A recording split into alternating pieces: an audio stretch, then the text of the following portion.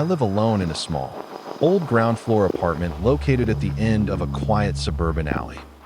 The apartment has only one main door leading to the shared hallway and a few windows overlooking a dark courtyard. At night, it's extremely quiet. Almost nothing but the hum of the ceiling fan and the sound of insects outside. My life was quite isolated, with few friends visiting and no pets at all. That night, exactly at 3:33 a.m. on Friday, I was sound asleep when I was awakened by 3 knocks. Knock, knock, knock.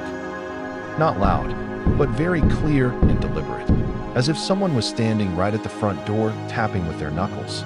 My heart started pounding. I lay completely still, ears straining to listen. There were no footsteps, no sound of anyone walking away, nothing at all. I told myself it must have been a dream, or maybe a drunk neighbor knocking on the wrong door. I rolled over and tried to go back to sleep, but I couldn't fall asleep again. The feeling that someone was standing out there, waiting, wouldn't leave me. The next night, I deliberately stayed awake a bit earlier to wait. At exactly 3:33 a.m., the same 3 knocks came again. Knock, knock, knock. This time I immediately turned on the bedside lamp. I grabbed my phone with shaking hands and walked to the door. I looked through the peephole. The hallway was pitch black. The hallway light had been off for a long time, and there wasn't a single soul. I stood there for about a minute, breathing heavily. Then, from under the door crack, I clearly heard a very soft, very close whisper, "Jamie." That was my name. It was a woman's voice, hoarse, like wind blowing through the crack. I was so terrified I almost dropped my phone. I shouted loudly, "Who's there?" But there was only dead silence. No answer, no sound of footsteps leaving, only cold wind blowing in through the crack, giving me goosebumps all over. I turned on every light in the house and sat curled up on the sofa until morning. My heart was beating like a drum. I tried to convince myself it was the wind, the pipes, anything except ghosts. But deep down, I knew it wasn't.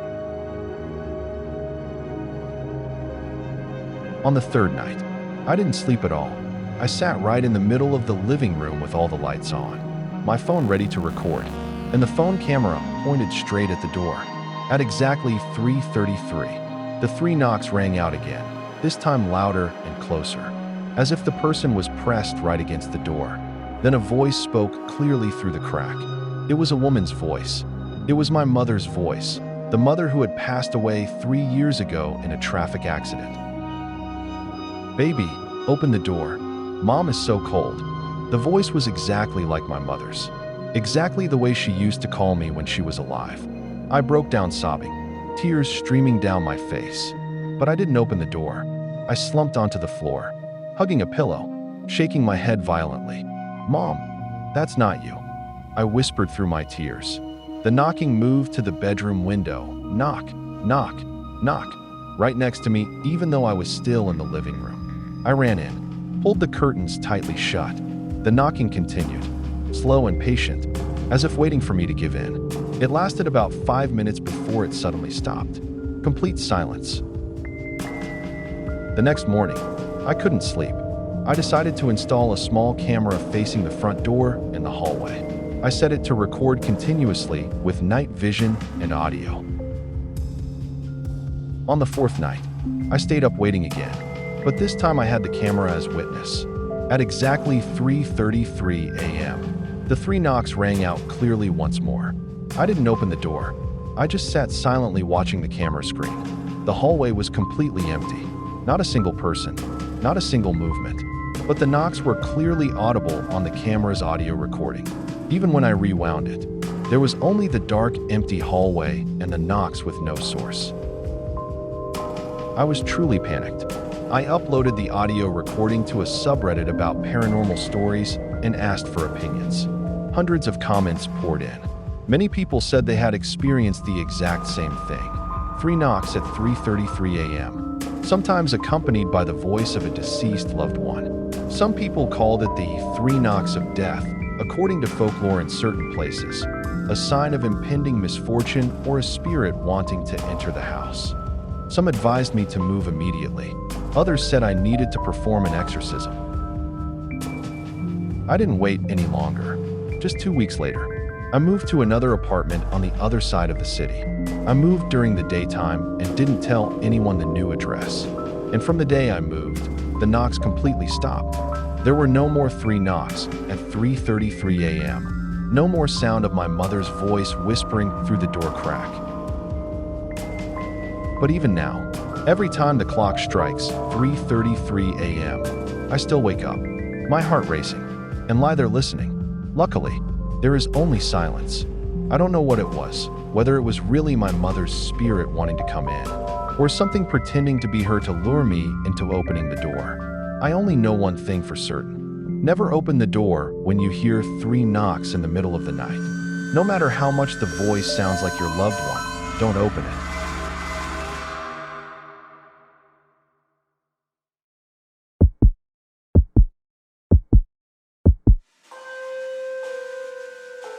I rented a small wooden cabin deep in the forest to vacation by myself. The cabin was more than 40 minutes drive from the main road, with no neighbors, no cell phone signal, and only a dirt road leading in. All around it was dense pine forest. At night, there was nothing but the sound of wind howling through the treetops and the distant calls of wild animals. I wanted complete quiet to write, so I chose the most isolated place possible. The first night, I slept pretty well because I was exhausted from the long drive. But in the middle of the night, I was awakened by a very loud, very clear knock on the front door. Just one single knock, thud, as if someone had slammed their fist hard against the wooden door. I jolted upright, my heart pounding. I turned on the porch light and ran to look out the window. Outside was only pitch-black darkness and swaying pine trees. Not a single person, no footsteps. I told myself it must have been the strong wind knocking a branch against the door, or maybe a lost deer. I turned off the light and tried to go back to sleep, but I lay awake the entire night, an uneasy feeling clinging to me. The second night, things started getting stranger. At about the same time, a single knock rang out again, thud, louder and heavier. I jumped up immediately. This time, just seconds after the knock, I clearly heard footsteps. Heavy leather shoes walking slowly around the cabin. The footsteps went from the front door, around the right side, to the back of the cabin, then around the left side.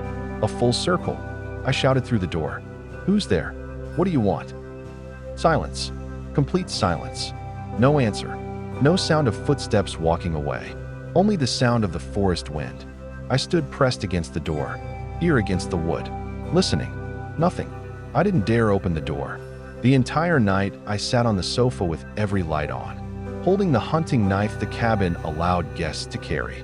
I couldn't sleep at all. The third night was the most terrifying. I decided not to sleep at all. I sat right in the middle of the living room with a flashlight and the hunting rifle ready beside me.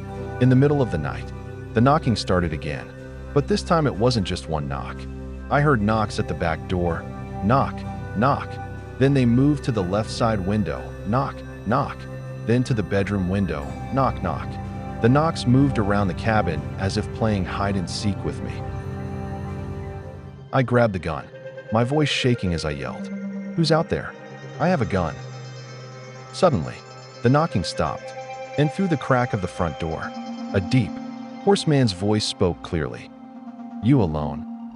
That voice didn't sound human. It was close, right against the door crack, and it carried a feeling that wasn't human. My legs went weak.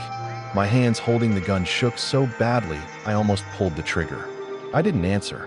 I just backed up into the middle of the room, dropped to the floor, and pointed the gun toward the door. The whisper came again, this time sounding like it was right next to my ear, even though I was in the middle of the cabin. "You alone?" I sat like that until morning. I didn't dare close my eyes for even a second. The next morning, when the sun rose, I finally dared to step outside. I carefully checked around the cabin. The ground was still damp from the rain the night before, but there wasn't a single footprint. No shoe prints, no claw marks, no animal tracks. Completely clean. Only the old wooden cabin and the silent pine forest. I immediately packed my things and drove away that same morning. I never went back to that cabin, and I didn't even dare vacation alone in the forest again. Later, When I posted the story on Reddit, many people commented that they had experienced similar situations while staying in cabins or camping deep in the forest, knocks on the door in the middle of the night, footsteps circling around, and a strange voice asking, "You alone?" Many believed it wasn't a person, but something that lives in the forest, something that mimics humans to lure you into opening the door. I only know one thing for certain. In the forest, if there's a knock on the door in the middle of the night, never answer it. And absolutely, never open the door.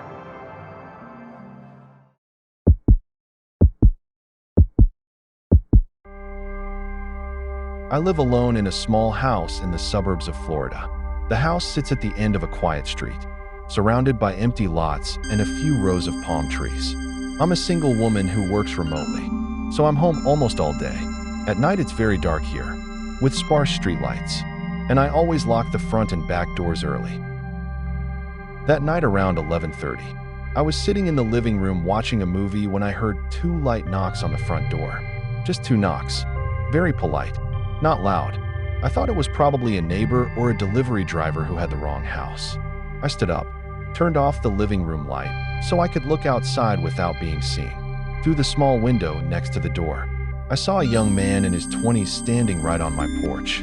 He was wearing a dark hoodie and a baseball cap that covered half his face. In the crossbody bag he was wearing, I caught a glimpse of a hammer handle sticking out. After knocking, he stood completely still, as if listening to see if there was any sound inside the house. His head was slightly tilted, and his eyes scanned the windows and the door. My heart was pounding. I didn't open the door, and I didn't make a sound. I just stood still in the darkness and watched. He waited about 20 seconds, then knocked 2 more times, still very lightly. After that, he took a step back, stared at the door for a few more seconds, then turned and walked off into the darkness. There was no car parked nearby. He walked on foot and disappeared around the corner of the street. I stood there for another 10 minutes, not daring to turn on the lights. Finally, I ran into the bedroom, locked the door, and sat trembling on the bed. I told myself he was probably just a drug addict looking for an empty house to rob. But the way he stood there silently listening made my blood run cold.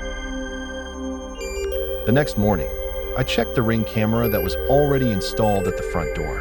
The video clearly showed his face, his clothes, and the hammer in his bag. I downloaded the video but didn't call the police right away because I thought it was just a minor incident. I only reinforced the locks and turned on the porch light brighter. A few days later, while I was working, my phone rang. It was the local police.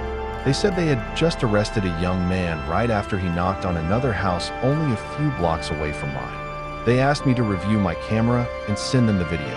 When I sent it, they confirmed immediately it's him. Same clothes, same bag. During the investigation, they uncovered the horrifying truth. That young man was the suspect in a murder that had happened not far away. The victim was a woman who lived alone and had been stabbed more than 40 times inside her own home. The murder weapons were a hammer and a folding knife. The police said he had a habit of knocking on people's doors at night to check if anyone was home.